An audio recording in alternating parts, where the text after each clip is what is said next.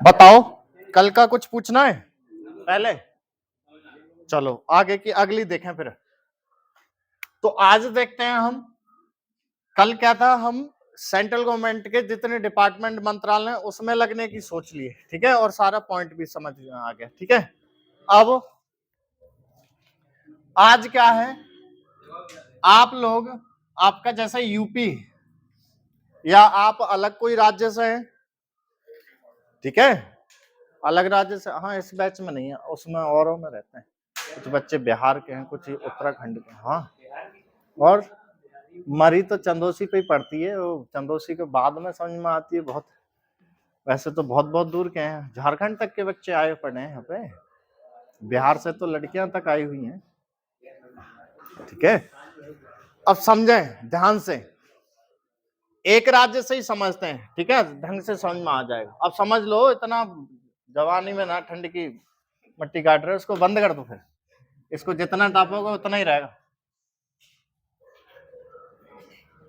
देखो, अगर आप यूपी की बात करें, जिले कितने हैं? 75। अब 75 के 75 जिलों में डिस्ट्रिक्ट कोर्ट है, क्या? District court. हर एक डिस्ट्रिक्ट कोर्ट में किसी में 9, किसी में 10, किसी में 11, जितना बड़ा जिला है उतने ही जज बैठते हैं, और हर एक जज को, किसी को एक जज को लगते हैं 2 स्टेनो, किसी को एक, कहीं क्लर्क लगते हैं कहीं कहीं, ठीक है। तो इनकी स्टेनो क्लर्क की कैसे लगती है, ठीक। तो पहले क्या करते थे, पहले जिस डिस्ट्रिक्ट में खाली होती थी वो डायरेक्ट निकाल दिया करते थे, लग जाया करते थे। अब क्या है, इनका भर्ती बोर्ड बना रखा है, और भर्ती बोर्ड किसको, अब हर राज्य का जो भी कोर्ट होगा, हाई कोर्ट, उसको दे रखते हैं, और वो हाई कोर्ट ही निकालता है भर्ती, ठीक है। तो अपने यहां पर दे रखा है इलाहाबाद, इलाहाबाद, क्या है वर्ड, इलाहाबाद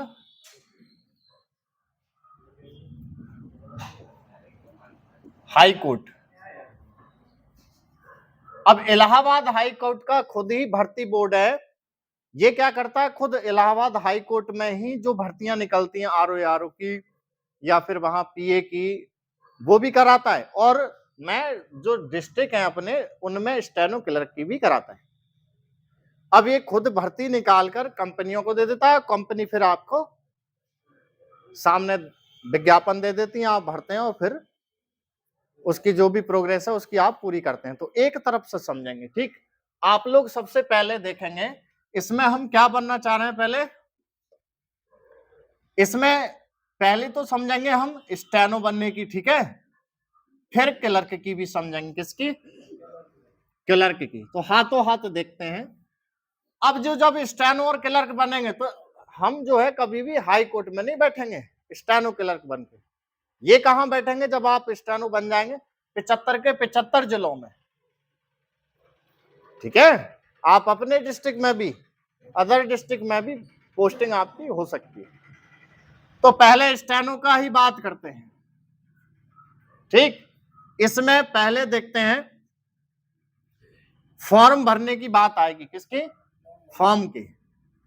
तो फॉर्म भरने में जब काम करेंगे तो आयु सबसे पहले मेंशन होती है, क्या, आयु।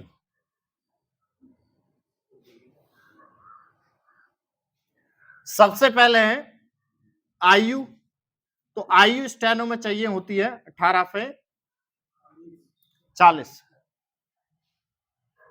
ठीक है, 18 से 40। और अच्छा, जो आर होती है उसमें 21, तो यहां पर 18, एक बार देख लेना, 18 ये 21 है, एक 18 ये शायद देख लेना। यहां पर भी आयु 18 से 40। योग्यता की बात करेंगे तो योग्यता है इसमें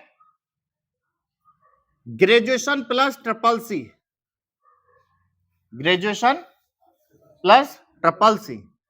इसमें सिर्फ 12वीं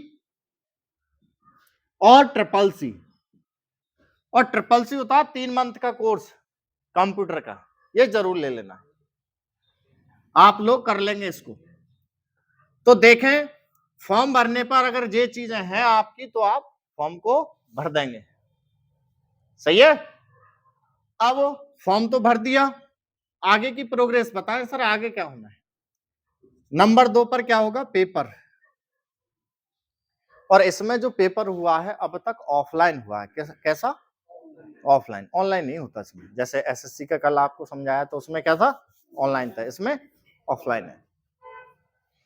अब ये स्कूलों में पढ़ जाएगा, इंटर कॉलेजों में कहीं भी आपका जाकर, ठीक है। अब पेपर कैसा होता है इसमें, वह चीज समझेंगे। इसमें 100 क्वेश्चन होंगे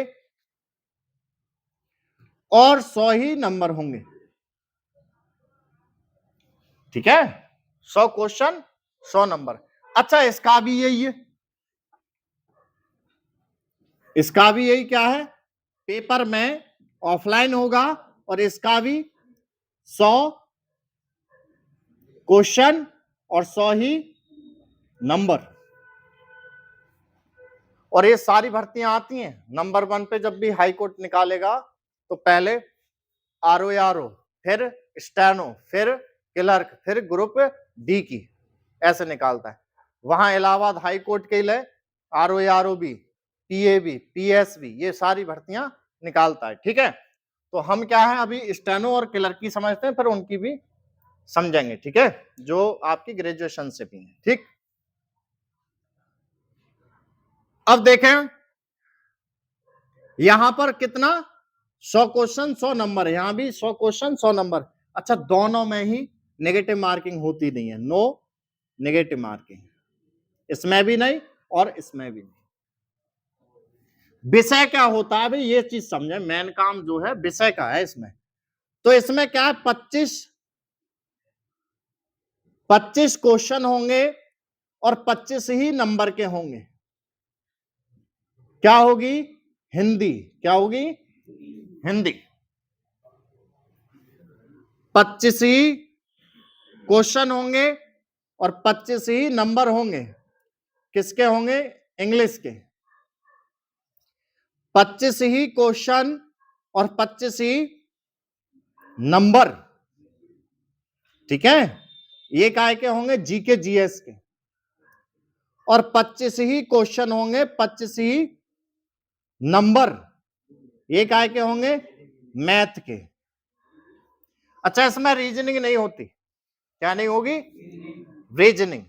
और नेगेटिव मार्किंग है नहीं इसमें।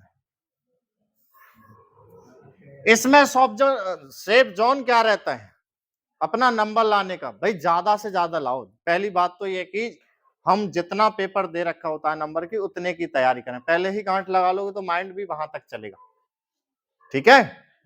आपके 70 से नीचे ना हो, 70 से प्लस जितने भी हो।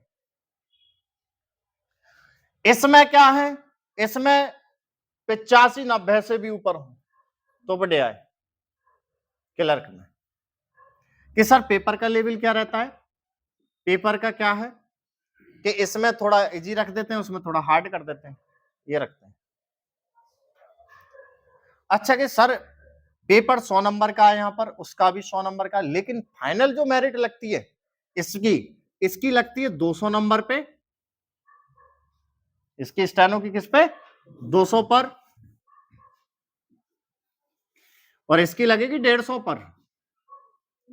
तो क्या सर 100 का तो प्रश्न यहां पर पेपर हो गया, यहां पर भी 100 का पेपर हो गया, यहां पर 100 नंबर बचे अभी और यहां पर 50 बचे, उनमें क्या है। अब देखेंगे जब आप यहां पर अच्छे नंबर ले आओगे, आपका नंबर आ चुका होगा इसमें और इसमें, तो सेकंड स्टेप और होगा। कल जो एसएससी की पढ़ी थी आपने, तो उसमें तो खाली शॉर्ट हैंड क्वालिफाइंग थी, पास करनी थी, लेकिन इसमें नंबर भी देते हैं। नंबर क्या देंगे ये चीज समझ लें। तो पहले इसका ही समझेंगे, स्टेनो वाले का। तो सेकंड स्टेप में क्या है बेटा, 50 नंबर की तो होगी, 100 नंबर का होगा। सेकंड जो स्टेप है 100 नंबर का, तो 50 नंबर की तो होगी शॉर्ट हैंड, क्या होगी, शॉर्ट हैंड। और इसमें 50 नंबर की होगी टाइपिंग। 50 नंबर की क्या होगी? टाइपिंग।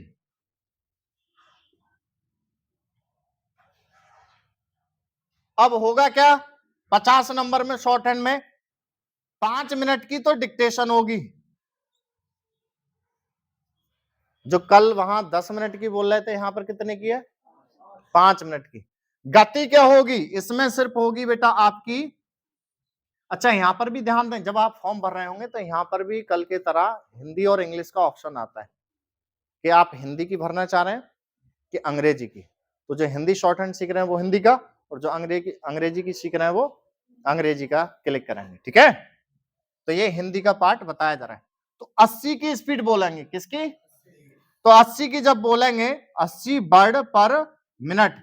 अब 80 की स्पीड 5 मिनट बोली, कितने शब्द हो गए? 80 पंजे 400 शब्द। अब ये लिख तो गए, अब इसका अनुवाद होगा। अब अनुवाद होगा तो उसके लिए समय कितना देंगे? तो अनुवाद देते हैं इसमें 30 मिनट। कितना? 30 मिनट। कितना? 30 मिनट। अच्छा फॉन्ट यहां पर, उसमें कल फॉन्ट टाइपिंग का तो छूट था कि हम कुर्ती देव भी कर लें चाहे मंगल का इंस्क्रिप्ट भी कर लें, लेकिन इसमें छूट नहीं है। इसमें सिर्फ और सिर्फ हमारा मंगल का इंस्क्रिप्ट ही मिलेगा। तो हमको जब टाइपिंग भी सीखनी है ना, तो मंगल इंस्क्रिप्ट ही सीखेंगे, क्योंकि यहाँ तो वो ही परमानेंट है और वहां छूट है तो वहां तो वो चला ही लेंगे। ठीक है, तो हम क्या करेंगे? मंगल इंस्क्रिप्ट की करेंगे। तो 50 नंबर का तो इसमें ये पार्ट हो गया। अबे काय में लगे पड़े तुम, बंद करे से, इतनी कलेश ना आ रही, नीचे रख, उधर हटा से। जवानी में ठंड लग रही, बुढ़ापे में जिनका हो, रख दे। वो तुझे है कि सुबह के बच्चे आते हैं तो उनका हाथ ठंडे आते हैं तो वो ताप लेते हैं, रख दे उधर पीछे। अब उसमें लगे पड़े, ध्यान बांट रहे।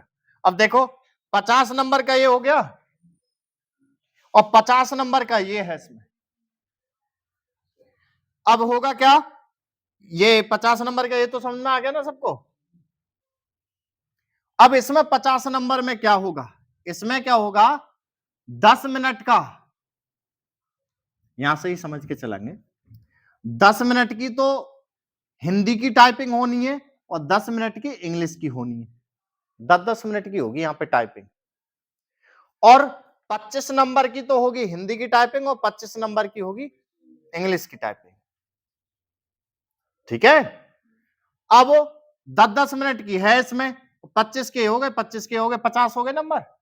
स्पीड कितनी मांगते हैं? यहां पर 25 तो मांगते हैं हिंदी की और 30 मांगते हैं इंग्लिश की, ये स्पीड रहती है।